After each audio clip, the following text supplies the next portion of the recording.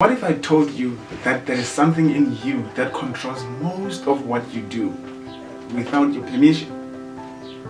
Well, I'm telling you now, there are actually 3 impulses that control most of what you do without you knowing it. Don't panic, guys, because in this video, I'll be talking to you candidly about the 3 things, the 3 impulses that control most of what we think, feel, say, do, and experience from our subconscious mind without our awareness. So we are exposing them today. Let's do this.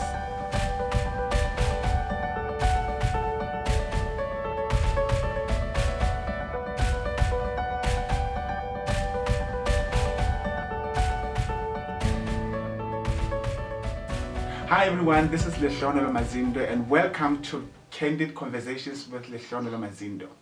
This is where we talk openly about real life issues affecting real people in real life situations. If you are new to this channel, well, don't worry, because we are all new here. But welcome, and all the returning subscribers, thank you very much for being here and joining us one more time. So if you have not yet subscribed to this channel, please subscribe to the channel and hit the notification bell so that you can be notified each time I upload a video.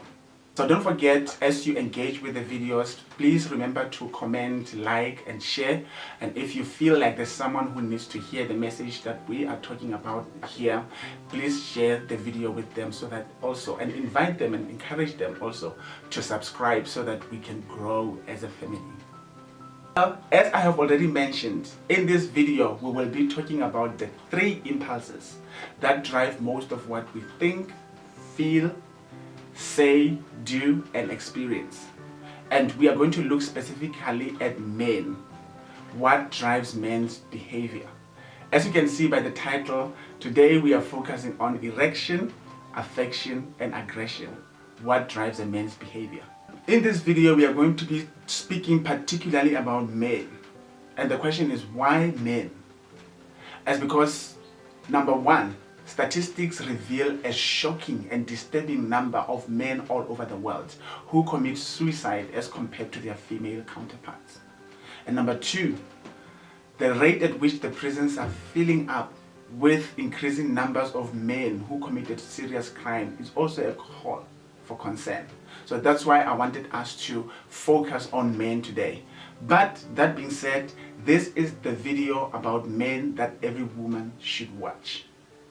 And if you are a woman, you are a female, you are a girl, and you have some men that you care about, please encourage them to watch the video and share it with them, because this video contains a message that they might want to hear, or a message that could be helpful to them.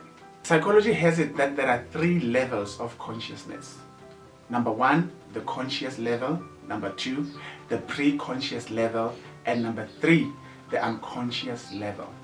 The conscious level is all things that are accessible to our minds right now as we speak. Things that are within your awareness.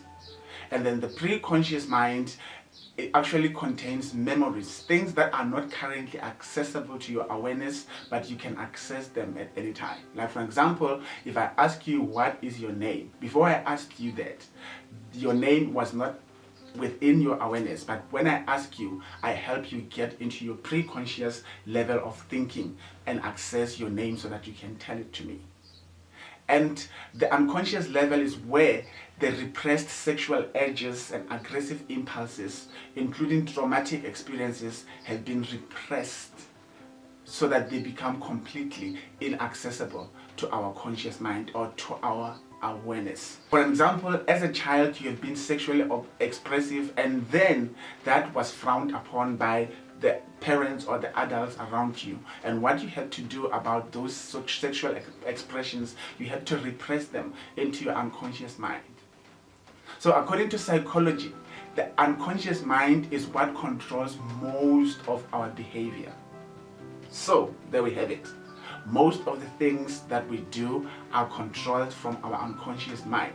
That is why we cannot explain many things that we are doing, or the reason behind the things that we do, the things that we feel, the things that we say, or the things that we experience. Impulses like erection, affection, and aggression are driven from the unconscious mind.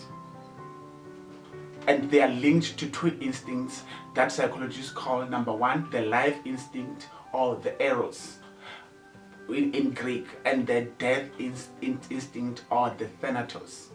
So the life instinct is responsible for reproduction and survival.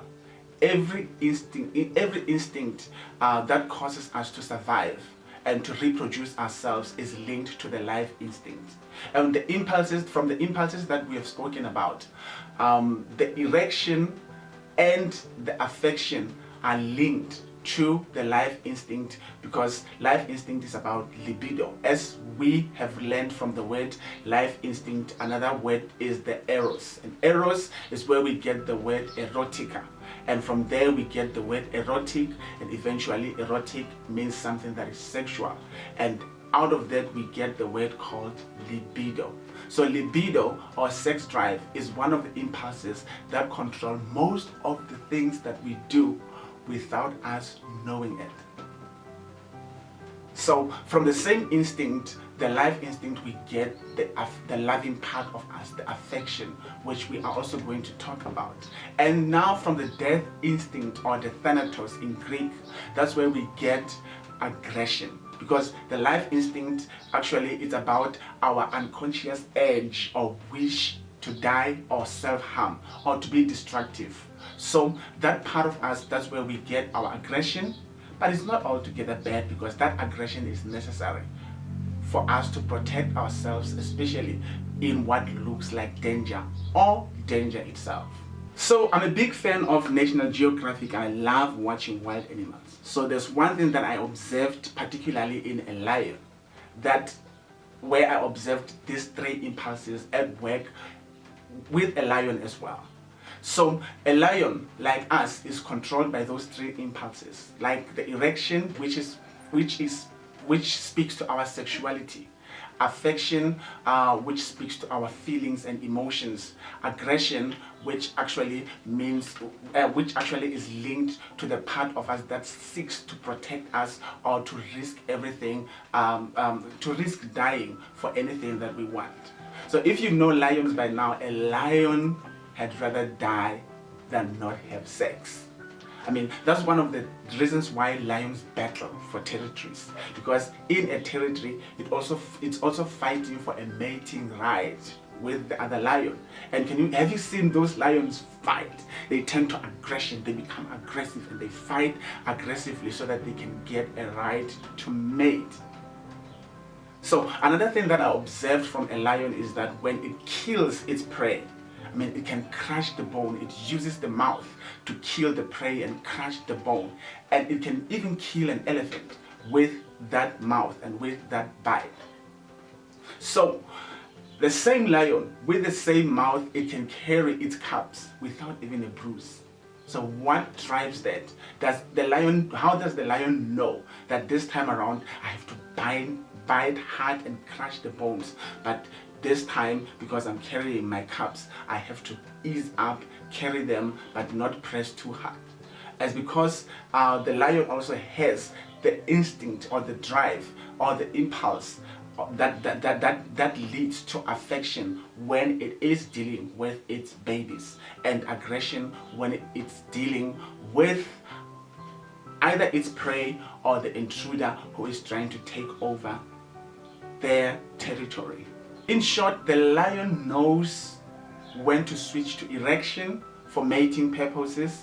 It knows when to switch to affection so that it can take care of its children or its babies or its cubs. And it knows when to switch to aggression so that it can protect its cubs and provide for them. Why are erection, affection, and aggression so important to a man?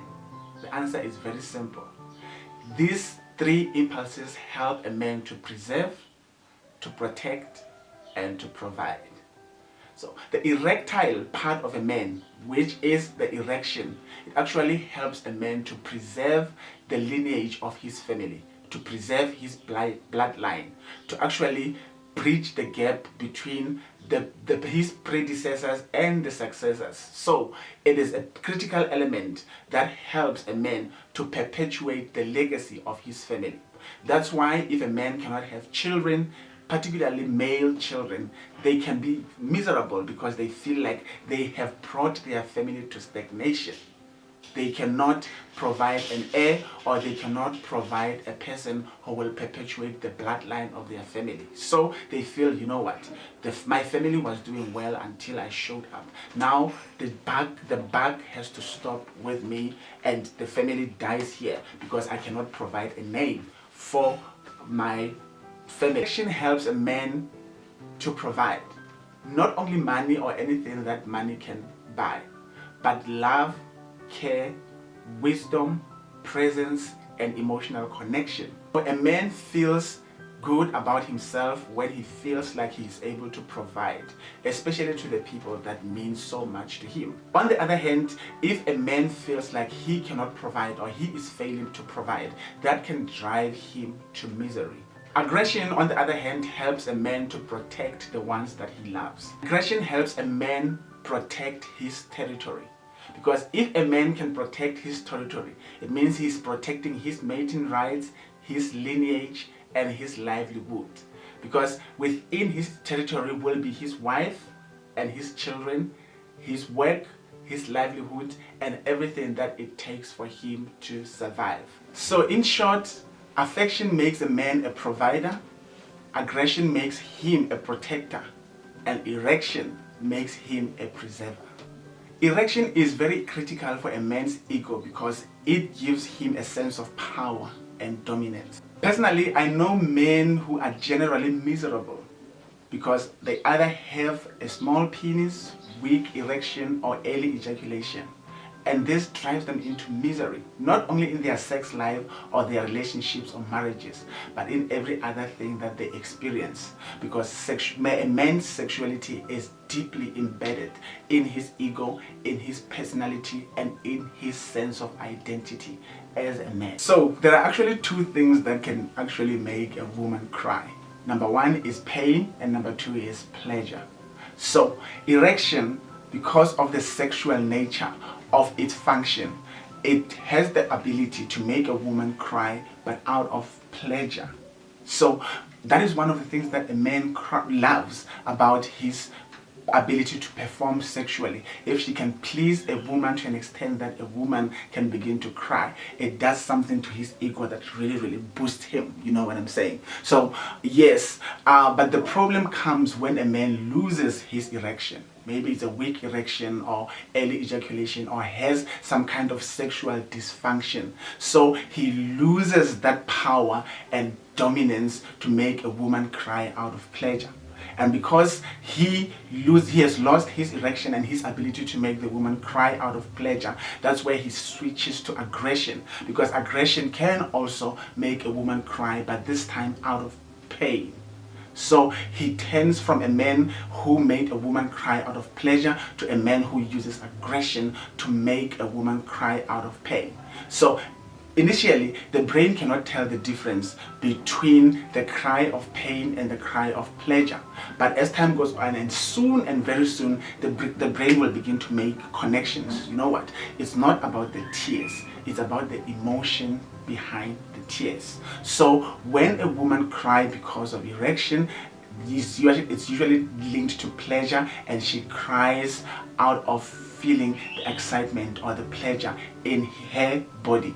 But now when the cry comes from aggression, now it comes from the place of pain and hurt. So those are two different things. A man discovers soon enough that, you know what, I'm still able to make my wife cry, but the emotion that comes with those tears is not the emotion that I'm looking for. And that is enough to drive men into misery. And once it drives them into misery, they don't even know what to do and how to compensate. And that's where others start to fall into depression, and others start contemplating suicide or criminal activities or self-harm or activities that harm others other people as well. So usually men do this because they don't know that they still have another option, and that option is affection. So affection is very much important, and it's just as important as the erection, but it's even more powerful because you can lose your erection and based on things that are beyond your control. But affection is always in your control, and it also makes a woman cry from the same pleasure that an erection can make a woman cry. So affection is another way to make a woman cry out of pleasure. For example, the surprise, maybe you give her a surprise out of love, be it flowers, or you present to her the keys to the car, whatever it might be, that might drive her into tears. But the tears of joy this time around, the tears of pleasure, the tears of knowing that I am loved and I am actually appreciated. So this one is very important because you never lose it. You never lose it. You are the one who is in control. You are the one who says, you know what, let me, because I cannot use my erection to make my wife cry out of pleasure. Aggression is not an option. So I have to resort to affection, because affection can meet the same need, but from a pleasurable perspective. After all, both erection and affection come from one instinct, which is the life instinct, or the eros. What does this all mean to a man? Each time you raise your hand against a woman to hurt her, it means you are actually using aggression where you should be using affection. Your impulses are twisted, they are not aligned. And then same applies if when you cheat on a woman, you actually have to be aggressive to that woman to take her through the pain of her having to know that I am sharing my husband or my man with another woman, or my man or my husband is flirting with another woman, or actually having sex with another woman. That hurts, guys. That hurts. And you have to hate a person to put her through that kind of pain. So the problem is you become affectionate to the women who want to break your relationship or your marriage, and you become aggressive to the woman who loves you, whom you should be loving and showing affection. There again, twisted impulses. You are becoming affectionate where you should be aggressive, and you are becoming aggressive where you should be affectionate. This is how it should be. You should love your wife enough to protect her from every WhatsApp message and inbox that you receive that invites you into flirtatious conversations and cheating, and at the end of the day, infidelity. One other thing is, once you develop affection over things, you tend to develop aggression over people. I know a lot of men, you will be giving your wife access to your car to drive it, and then after some time you get a call, your wife has been involved in a car accident, and the first thing that comes into your mind, because your affection is on things and your aggression is on your wife, you would say, how am I going to fix this car? Will I ever be able to fix it? What's the damage on the car? So that's the first thing that you think about when your woman or your wife has been involved in a car accident, because your affection is on things, and that puts your aggression in your wife such that you don't even care what happened to her. You only ask as an afterthought, by the way, how is she? Is she okay? But then the first thing that came into your mind is my car fine? Will my car ever be fixed from this accident or from this damage? So what should be happening is you should be having affection for people, because if you had affection for people before you even think about the car, the first question is, did my woman or my wife survive? Is she okay? Did she survive? Will she be okay? The first thing that comes into your mind.